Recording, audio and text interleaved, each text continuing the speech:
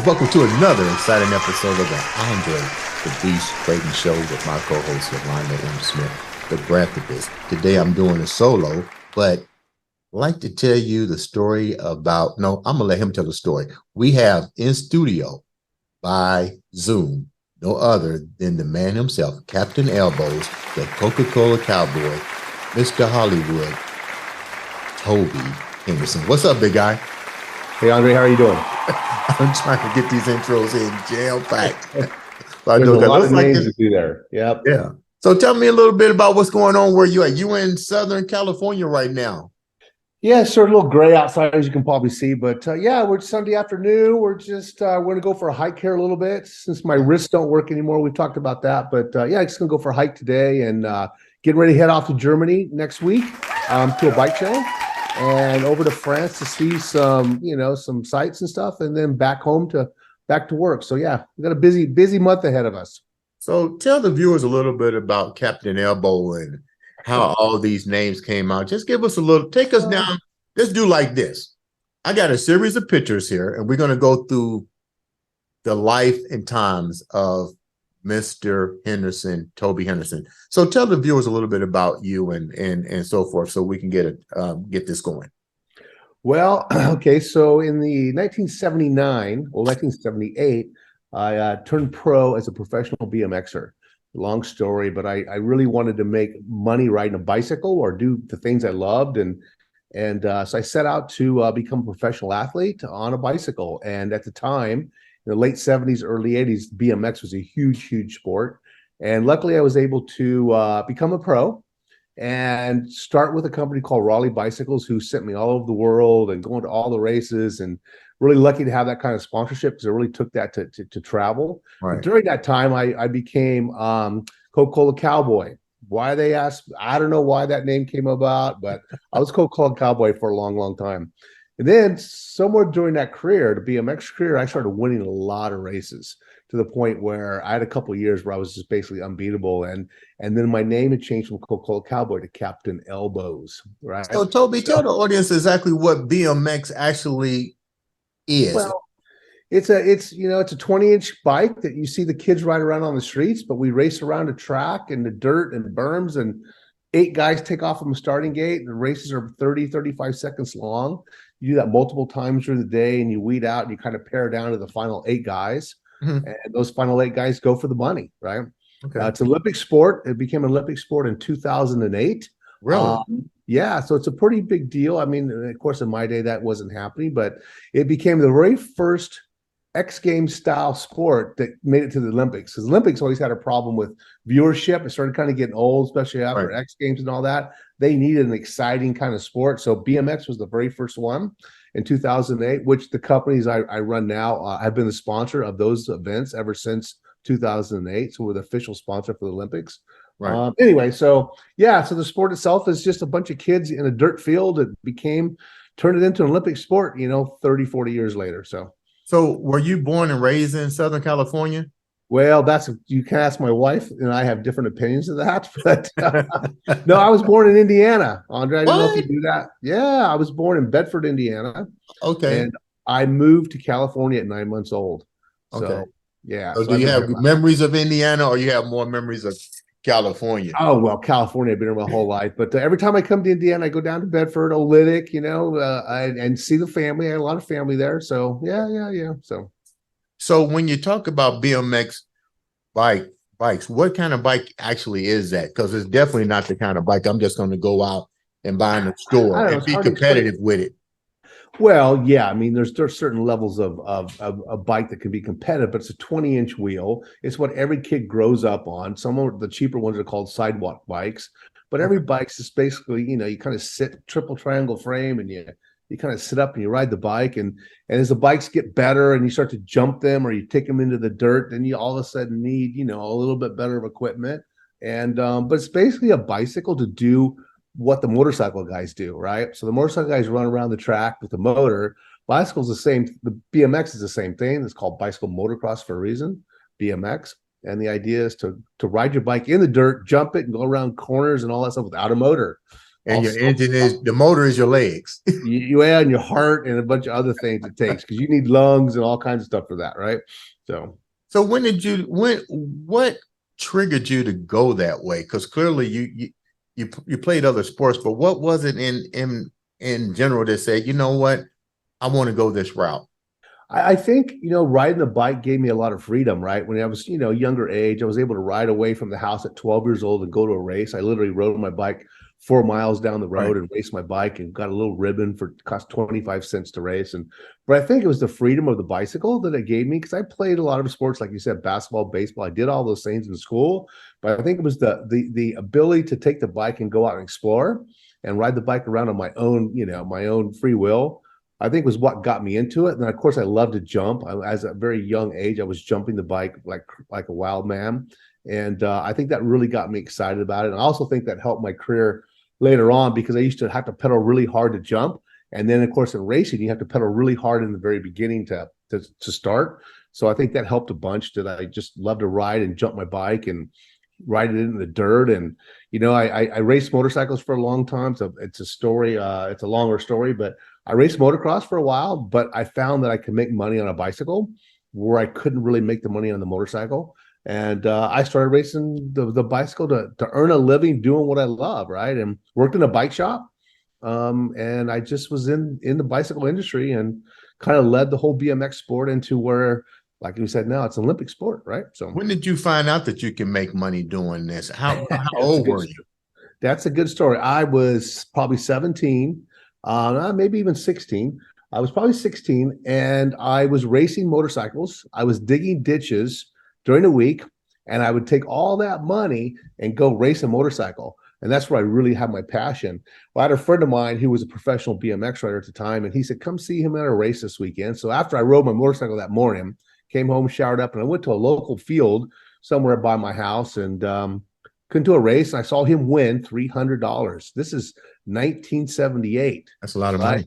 Yeah, and I'm like, oh my God. I mean, I just made $70, digging ditches, and it cost me that to buy a tire for my bike. So anyway, the next morning, so Monday morning, I sold the motorcycle. I went straight to the bike shop and bought a BMX bike, which I had a previous BMX experience. And I decided to become a pro. I just made my decision to go. When I saw him win that money, I made a decision to do it. And I went to a race. I won that race and became a professional. And a year later, I was riding for Raleigh bicycles. And like I said, all over the world. And him and I were the very first, we were teammates, wound up being teammates, the very first BMXers to travel outside the United States. Europe, Australia, and we went all over the world for Raleigh Bicycles at the time, which was the biggest bike company in the world. So, yeah, it's crazy. I'm looking at these pictures. So let's take a tour down the life of a professional BMX world champion. Let's clarify that, world champion rider. So let's look at this first picture. You're on the cover of a magazine and you're what, about 20 years old? Yeah, yeah, about 21 there, I think. Yeah, it was all blurry back then. There was so much of it going on, but I think I'm 21 in that photo. The cover of that magazine was very iconic. I was on the cover of that particular magazine almost 12 times throughout my career. On my mountain bike career, which we'll get into, I was on the cover many times as well. But yeah, that picture was things were good back then. I think it was Captain Elbows by that point. Now you got to tell me, when I met you, you said Captain Elbows. How did you get the name Captain Elbows? I think it's my style. I think I ride with my elbows out, and I use them to kind of. It was a contact sport. BMX was a contact sport, not as much as it is today, but we literally had to hit each other around the track to win. That's how we rode. So you're racing 8 guys and you're bumping off of each other, and I ride with my arms out and I use those elbows to get ahead of the other guys. And so you actually use the elbows to throw your opponent off of their bicycle, and if you get thrown off, are you allowed to get back on? Tell me about. Well, if you fall off, it's over. The race is only 30 seconds, right? 35 seconds. Whoa. So if you fall off, it's over. That's it. So you use them to bump your way through. You don't get a good start. You have to bump your way. You come into a corner and you hit a guy and you knock him, maybe not down, but knock him a little bit sideways. You try to go through, and and then you're going, and somebody behind you hits you, and it was a So there contact is a sport. technique to doing this. It's Yeah. not just Yeah. And if I didn't come home with a wad of cash in my pocket or skinned up, I didn't try. That was always my thing. If I well. don't come home with a wad of money or skinned up, meaning I crashed, someone knocked me down, I wasn't trying. So, So what did your mom and dad and your family think about you oh, that's, deciding to do this as a sport? And you just said, if I didn't come home beat up and well, I didn't do my job. So what was yeah. more, not your father, but more so, what was your mother saying? Oh my God, Well, you come home like this? she literally, she didn't come to the races anymore after she saw a couple of those times. She went to a motorcycle race with me when I was in high school, and there was 90 guys on the starting gate, literally. I'm in third place in the first corner, and somebody hits me, we crash, and 87 guys run me over, right? Wow. So on a motorcycle. So that was it. My mom said, I'm never going again. And she didn't. She literally just never went and watched me do it again. She couldn't take it. So When you did this, how many races were you doing it about at this age? well, during my height of my mountain bike career, or BMX career, I flew away 40 weekends, flew from home to an event 40 weekends, and probably drove to another 10. So yeah, it was every single weekend for about 4 or 5 years we So were doing this. what was training like? Because now this is a different type of sport. It's evolving. It's blowing up. It's getting ready to go to the Olympics, and you're in your 20s. What was the training like for this? You're not training like you're playing football or basketball or bodybuilding. You're probably doing. You tell me, what's your training Well, like? I think back then we didn't know, and I don't think, we weren't in tune with the bodies. Like my mountain bike career is another story, and we'll get into that. But in BMX career, we just rode. And I said, if I rode a few times a week, had to get on the plane Mondays and Fridays, right?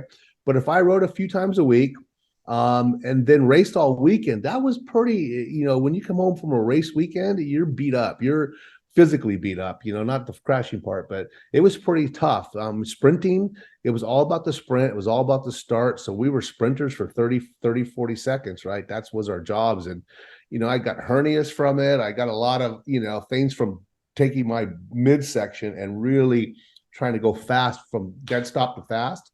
But no, just riding. I think it was just riding. We didn't, of course, we had the gym and we understood these things, but I didn't run. We lifted some weights here and there, and that was kind of going on. But I don't think we were educated enough back in the early 80s to understand all that. But we just rode our bikes, which was probably the best way to do it. Just as long as you're on that bike all the time. And we rode every day, basically. So at that age, what do you think your advantage was that kept you on your A game versus the other competitors? Because like you said, the technology, which we'll talk about in a minute, the technology wasn't there. You basically are almost free falling, but you had to have some type of psychological, mental, and physical edge over your opponents at that, besides being young and youthful at that time. Yeah, I think, one of the things I think I didn't do well was the desire to win probably wasn't as strong as it maybe should have been a long time. But being in the limelight and running around the world and having that lifestyle was very important to me to do that. I mean, a lot of kids followed us and asked for autographs and all that kind of thing. So there was periods of time where I really wanted to win, and other times I was just happy to be in the main event. But I think a lot of it, is money motivated. Yep. I was making a lot of money. I was spending a lot of money, and I think a lot of that. But no, I think just the recognition of doing well, standing on the podium, making money, making the cover of the magazines. It was just a lifestyle that really drove me, right? And I did it for almost 10 years for BMX. So that's a long time. So a that's long to time. the second part of of these pictures that I'm looking at. We are proud once again, guys. Tune in, subscribe, like, share. We have no other than Captain Elbows himself, Mr. Toby Henderson, in studio by way of Zoom from Southern California. Okay, I'm looking at this next picture. 1983. Yes, that's a good year. That was a good year for me. There. Yes. It's two pictures. It's two pictures here. Yeah. Well, it's me winning a race. And if you look at that photo, if everybody's looking at that photo, it's 1983. There's somewhere around 50,000 people in the audience. You can see That's a lot. It was a huge event, and in that event, you pare down to 8 guys, and if you look at the number plates in that race, everybody has a single digit. That means the system worked in a sense of you start off with 50 guys, 60 guys that day, and you finally get to the final 8 through qualifications. And when the final 8 guys all have a single digit, for me, the system works. I happen to win that one that day, and those numbers are based upon our last year's point systems. And it was a huge day. I won about $6,000 that day in 1983 at 21 or 22 years old, however I was, maybe 23. It was a big deal, back then to win that kind of money. That was a huge event, and those were the best riders in the world, and I was able to pull it off. So how do you qualify? When you say it sounds almost like when I was competing in bodybuilding, you have the preliminaries and you got to qualify, and then the top 5, you might have 100 guys in your weight, only the top 15 comes back. How do you guys do it in your sport? Yeah, so basically you put 8 guys in a race, and you'll run 2 or 3 races, and your finishes of those 2 races give you a point system, and you go to the next race where you eliminate some guys, and you meet another group of guys, and you eliminate those guys, and you meet another group of guys, you eliminate till you get to the final 8. Right. So it would take you all day long, that 30-second sprints to get to that final event. And then what was the learning? What was the learning part between picture 1 to the second picture that we're looking at?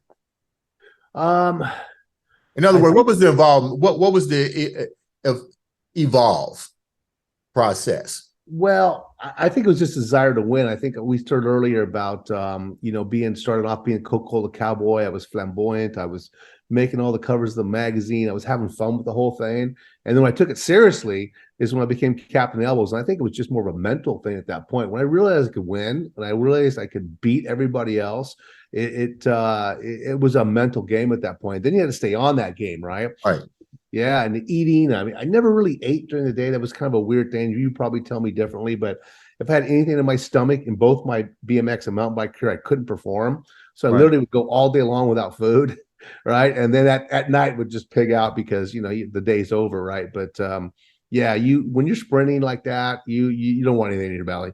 But anyway, I think the evolution was just mental at that point, because back then our workouts weren't growing like they maybe should have been. We just didn't know, right? Education was not there. So the other picture that I'm looking at,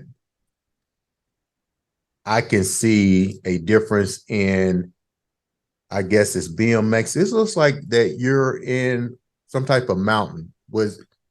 Yeah. So when I was 28, I did there for about 2 years. The sport had slowed way down. BMX, so just the sponsorship dollars weren't there. The BMX had gone to freestyle. It's a whole long story, but a new sport, mountain biking, started. Okay. So I started racing mountain bikes because I wanted that lifestyle. I did not want to go in the family business, not at all. So anyway, I started racing mountain bikes. And I literally had to. This is where the whole training thing changed for me. Right. Then I had to learn about trading. Then I had to figure this all out, because now it was about long distance at this point, right? Not this 30-second sprint. We're talking hour and a half, 2-hour rides, right? Up mountains and down mountains. And I'm a pretty big guy. And I literally in my BMX career, I was in the 180-pound range. And in mountain biking, I had gotten down to 165 at one point. And I was already at 180. I'm pretty thin anyway. But that became a long distance thing for me. But I never really did that well in the long distance.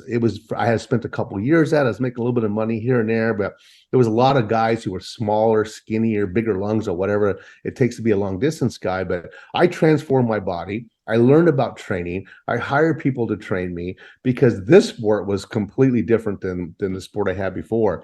Didn't succeed that well in the beginning, but about 2 years into it, they started racing just down the hill. Mm-hmm. It's, you take the chairlift up, you race down the hill, and the photo we're looking at is me racing down the hill. And you can look, I'm really thin and fit there in that picture. But this point, I'm well in my 30s at this point. And most of my competition was in the early 20s. I'm in my early 30s there, maybe 35 in that photo. And but anyway, so the sport of downhill started. And I had the skills from riding the bike, Captain Elbows. And then I had the training for the cross country of mountain biking. So we started racing down the mountain. It took about 5 minutes to go down. So now it's a 5 minute sprint, right? And Did the bike count. other did because you're still in the biking industry in the biking sport, did did anybody recognize you as the legend switching over? Oh yeah, oh yeah. That was part of it. I was given bikes from the very beginning on. I was given bikes. I was told to do this. I was asked to go to these places. I got sponsorships right out of the gate. And then when I was on the track, people would yell out, "This guy came from this sport," and yeah. So I think that was a part of it because when it got serious for me and I started making money again, I went to a sponsor and they knew my history as a BMXer. I was Right. able to get a ride that paid a lot of money and flew me again around the world. At this point, now I'm going all over the world. We had a World Cup events. I'm going to countries all over the place, racing downhill on mostly ski resorts. Take the chairlift up, race down the mountain, spend the 4 or 5 days doing that. And always loved that sport because you knew on Sunday when the race was, you knew you left at 10:05 was your start time. At Yeah. 10:10 you were done, right?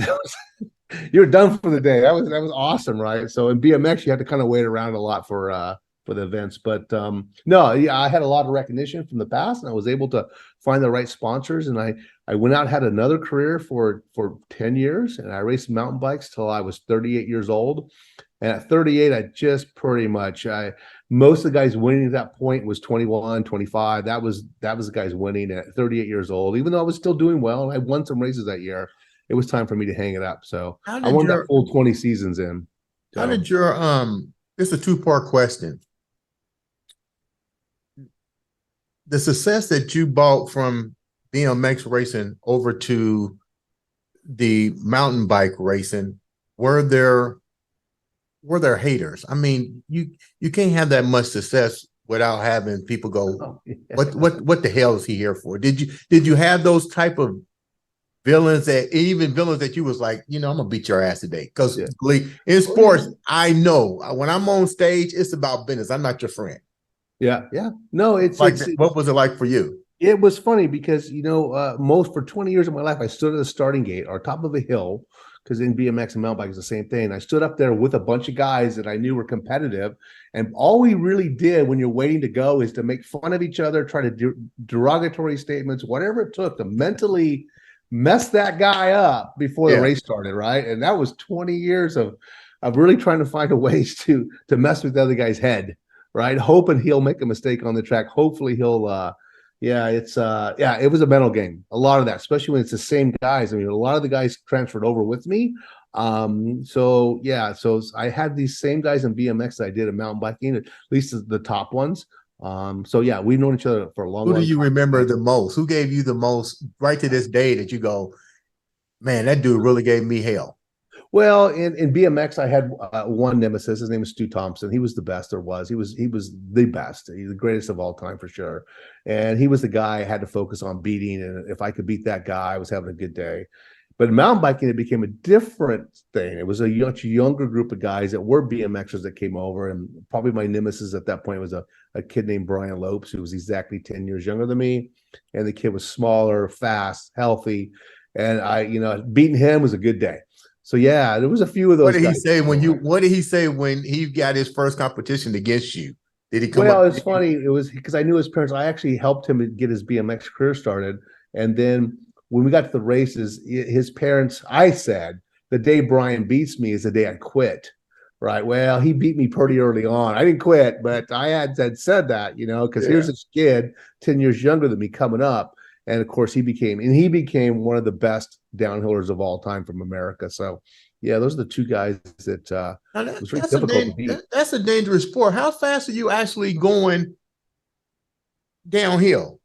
Well, I was one of the fastest guys to go down the Mammoth Kamikaze at 69 miles an hour, right? So, and I'm in my early 30s at this point, and our bikes really weren't that good. But it was a fire road, and they had a speed trap through there, and I went 69 miles an hour through the speed trap. So it's flying. And you didn't wipe out? No, I actually my whole career I never really I had some collarbones and some shoulders and some fingers, but I was lucky, man. I came out of this whole thing without too many injuries. So yeah. Let's look at another picture. And this is a picture that I like. I'll be the first. I like this picture. It looks like you are more mature. You got a thought process taking place. Tell me about this particular picture. I think we're talking about the one with the hat, Mhm. right? Yeah. Yeah. No, at this point, my career is over.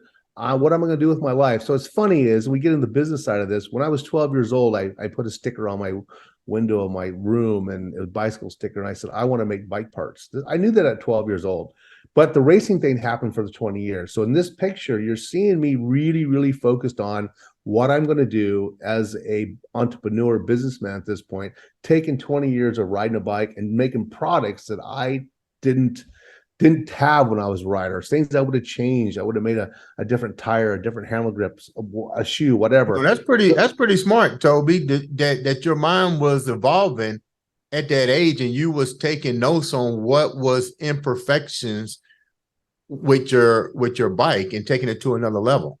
Well, I was really lucky because the equipment, especially on my mountain bike career, became really, really important.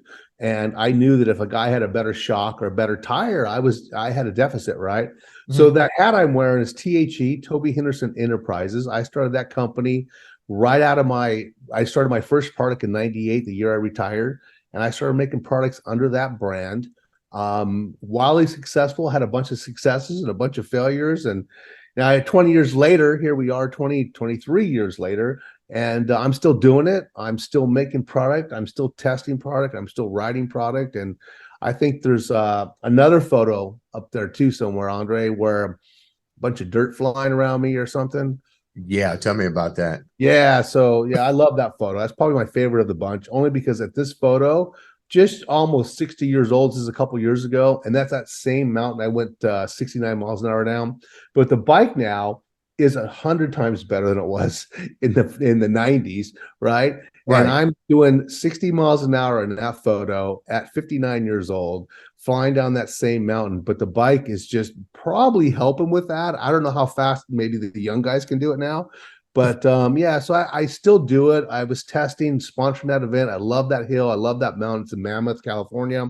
The race is called the Kamikaze. I did very well at it for many, many years.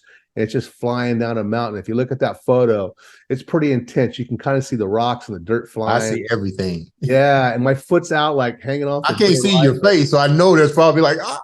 Oh, I'm concentrating because I don't want to fall there, right? I don't want to fall at 60. So, but anyway, yeah, that's yeah. So my career turned into that, and in that photo, I'm riding equipment I designed, the handlebars, the tires, a lot of that equipment on that bike is something that I've developed with people or myself, and yeah, it's what I do now for a living. So, Tell the viewers, this is a tough sport.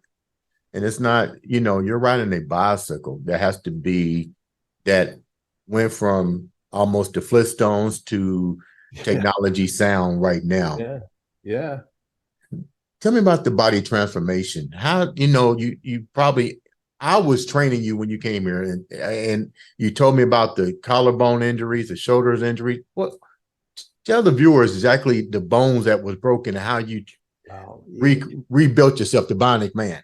Well, when you fall on a bicycle, probably anything on two wheels, the first thing is you put your hands out, right? Right. So, and if you don't, catch yourself. Now you're on your head and your shoulders. So anything, at the top of me was broken, both shoulders, a lot of fingers. I never broke wrists or anything like that, but my wrists, we talked about that before. I've lost all my cartilage in my wrists now from all the years of riding. And so at 61 years old, I am now. Yeah, I think I came out of it very fairly, but I remember I fell in Germany once and ripped open my knee really bad, and I basically had to take a lot of time off to let that heal and let the knee work again. And I wore a tendon out from pedaling so much, and I think I was 31 or 32. I basically wore a tendon out of my knee. So I went down to the Lakers down here, it was not too far from my house, and I got to see their therapist, and they basically said you can't ride your bike for 6 months. How did you feel To let about that tendon rebuild itself, right? So there was some of those things I had to deal with along the way, not being on the bike, resting or whatever. But again, I think I was lucky to overcome that stuff. And I think the technology or whatever we have today was not the same 20, 30 years ago. I don't think, I think it was, we were all learning still back then. But anyway, no, I was lucky. I think riding within my threshold, riding within my ability is very, very important. I don't care if you're a car racer or whatever, you have Right. to stay. It's all racing is all about that line. Don't cross that line. Stay within something you can control, right? Of course, it's not going to happen every time you go outside the line, you crash, but the whole idea is to stay within your ability. And that's where I think I excelled at, was staying within that ability. Take me down one of the lowest parts of your career. I hear Oh. all the excitement and stuff, but take me down one of them things where you might have thought this may not be for me. Well, I think I had lots of those. I think that you had to get up in the morning to really pump yourself up, especially when I was riding 400 miles a week during my mountain bike career. It was 400 miles every week that I was riding. And to get up in the morning after 100 one day and get and do another 100 the next day, you got to really pump yourself up for it. But there was times where you just get flat out beat, beat down and you don't know how can I come back, and then a few weeks later you're winning again. But I think the funny one is I'm riding a hill here locally, doing my 100 miles one day, and I'm suffering. This is towards the end of my career. I knew I'm older. I think this when I was 38, and I'm climbing a hill, just training during the middle of the week. I hear another bicyclist coming. I'm thinking, oh man, this is ugly. I'm just, oh, whatever. And I'm thinking, this must be this famous team and all these people coming up the hill. I hear the guy coming and his bike is squeaking, and I look over.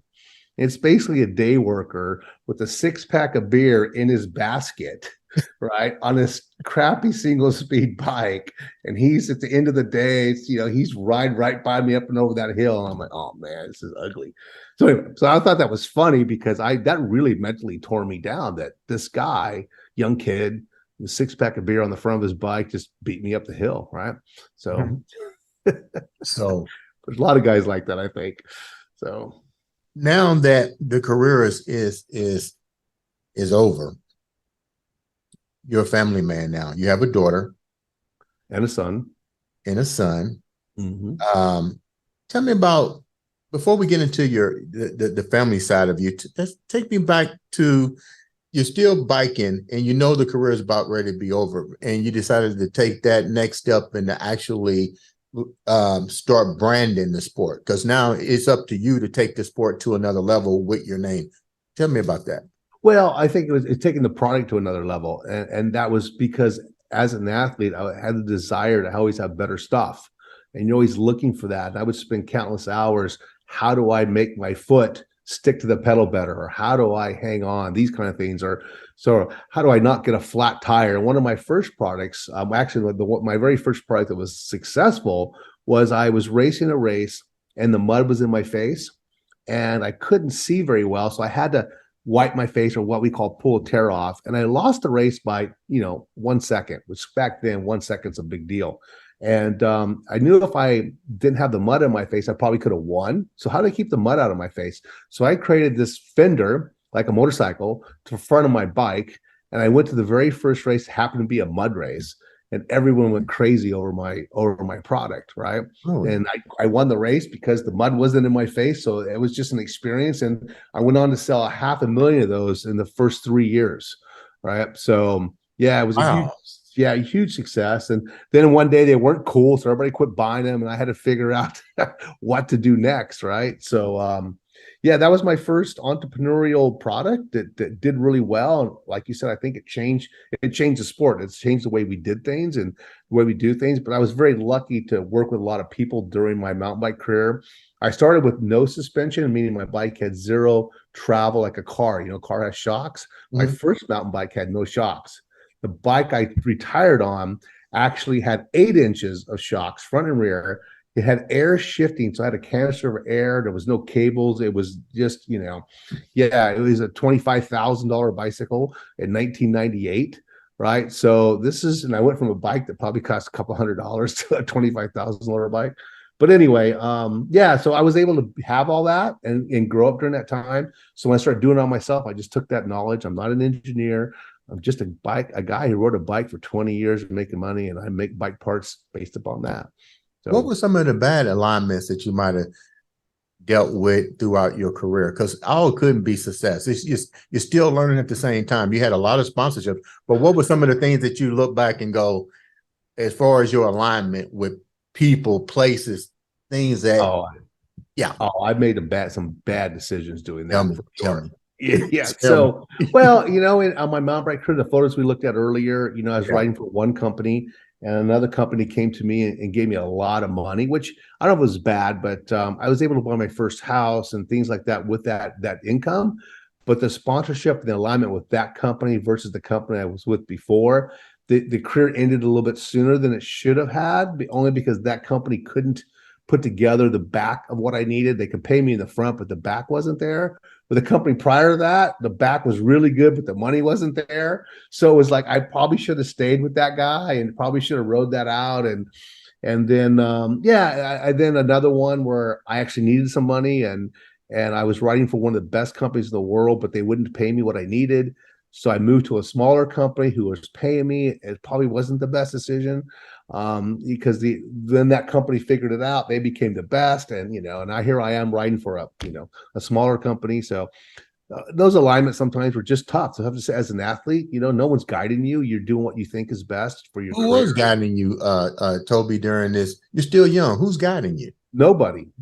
I mean, it's not You, like my parents weren't involved. It's just they didn't know they weren't in the day-to-day thing. So it was me the whole time. And I had a great childhood. That's not the issue. My parents were right. awesome.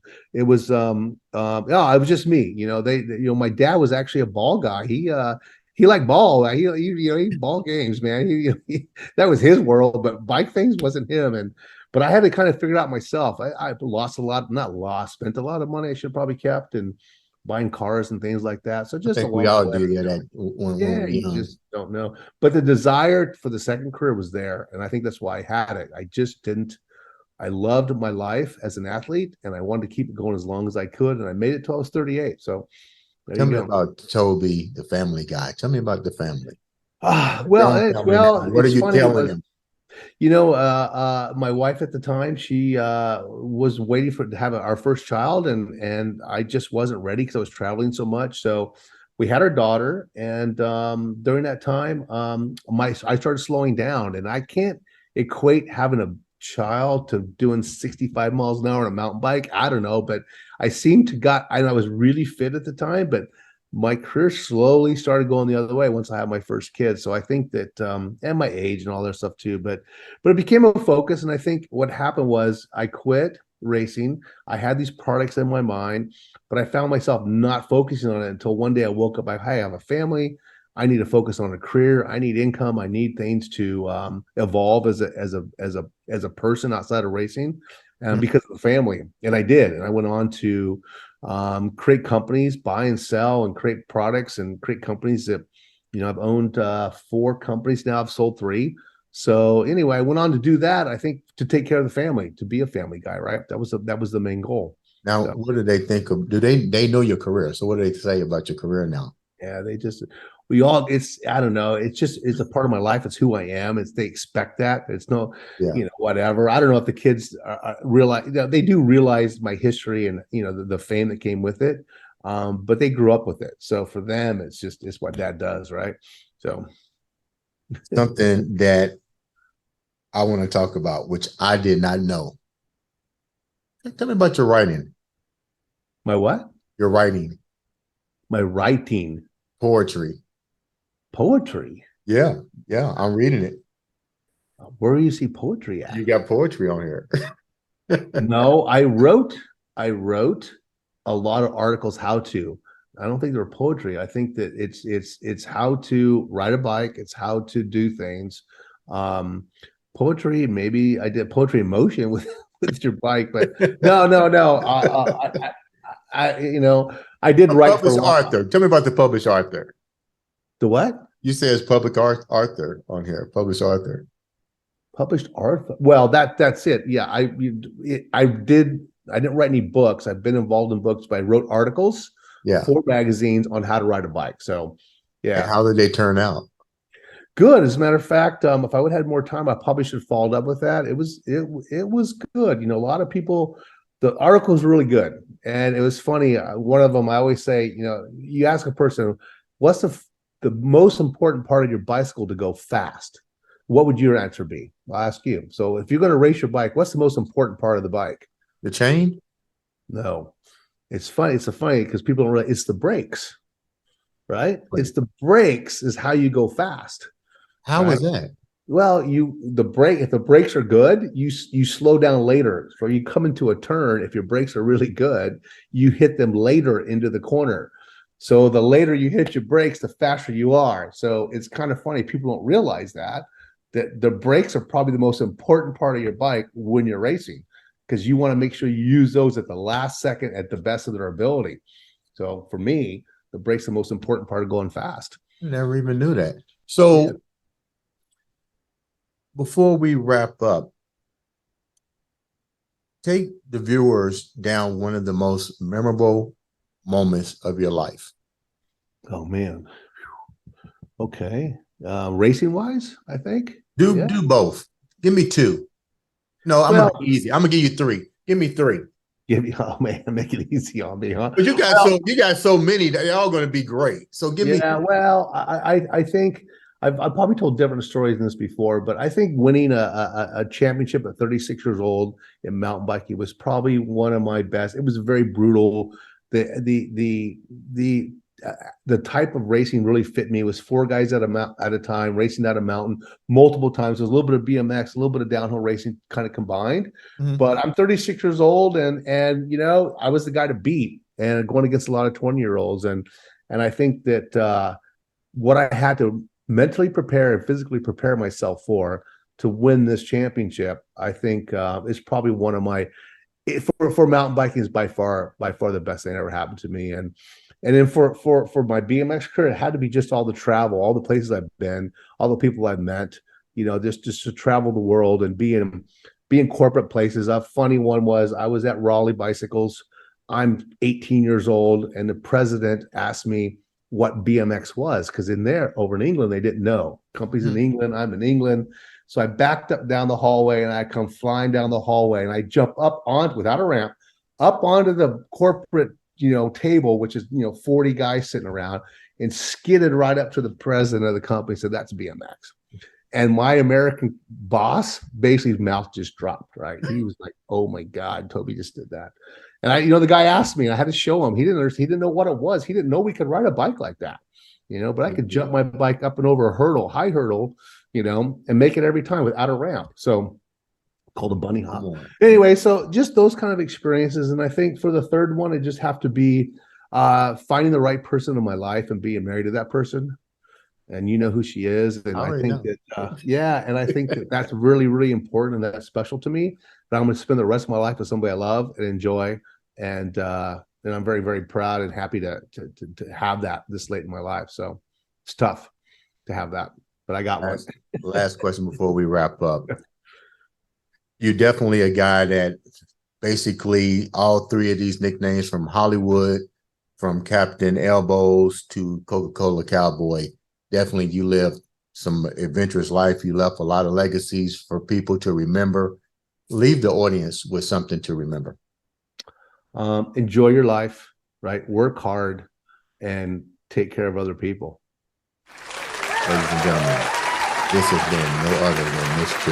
Toby Henderson, Captain Elbows, Coca-Cola Cowboy, Hollywood himself, on the Andre The Beast Crayton Show.